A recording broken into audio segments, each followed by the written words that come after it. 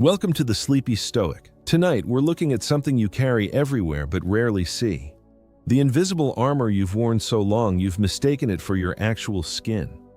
We call it the ego, and it's not what you think it is.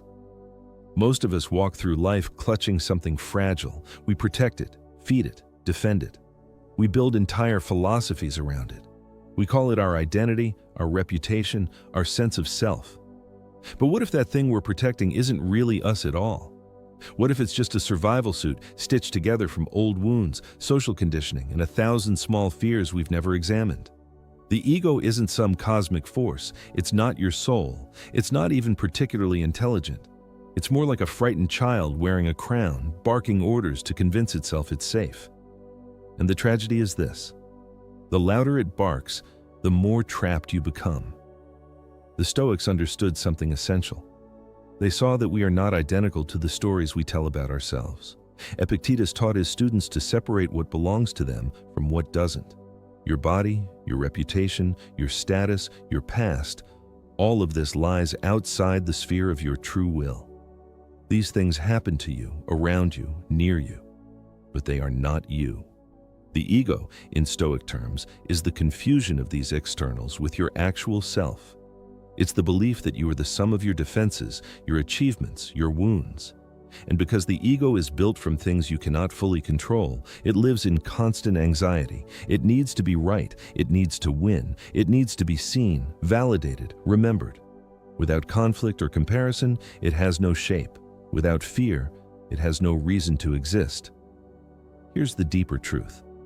The armor you wear to protect yourself is not separate from the wound. The mechanisms you use to feel safe, needing to control outcomes, needing to be recognized, needing to defend your version of events, these aren't protecting you. They are the prison.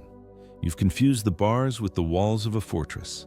Think about the last time you felt compelled to correct someone, to assert your perspective, to make sure you weren't misunderstood. That urgency, that heat, that wasn't wisdom. That was the ego sensing a threat to its fragile story, and every time you obey that urgency, you reinforce the illusion that the story is you. The Stoic practice is not to improve the ego or make it more resilient. It's to stop defending it entirely. This is what the ancients meant by dying to the self. Not self-destruction, but the dissolution of the false narrative. You let go of the need to be a particular kind of person in the eyes of the world. You stop clinging to the small, curated version of yourself that requires constant maintenance. This doesn't mean you become passive or shapeless. It means you become free. Free to respond to life as it actually is, not as your conditioning says it should be. Free to act from clarity instead of from the need to protect a story. Here's a simple way to begin. In the morning, before the day pulls you into its current, take a moment to do what we might call the not me audit. Ask yourself, what are the 3 things I will most want to defend today? Maybe it's being seen as competent. Maybe it's avoiding criticism. Maybe it's maintaining control over a situation or a person. Write them down if it helps.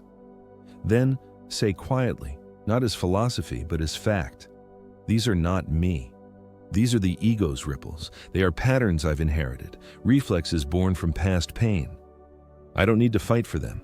I don't need to feed them. I can let them pass through without clutching. This is not a one-time realization. The ego is persistent, and it will return in new costumes. But each time you catch it, each time you notice the urge to defend, to prove, to cling, you weaken its hold. You see it for what it is, not a king, but a frightened child, not your essence, but a survival suit you no longer need. The Stoics called this practice prosoche, or attention. You learn to watch your own mind the way you might watch clouds. You see the thoughts arise, the old patterns flicker, and you let them be without granting them authority. You stop treating every impulse as a command.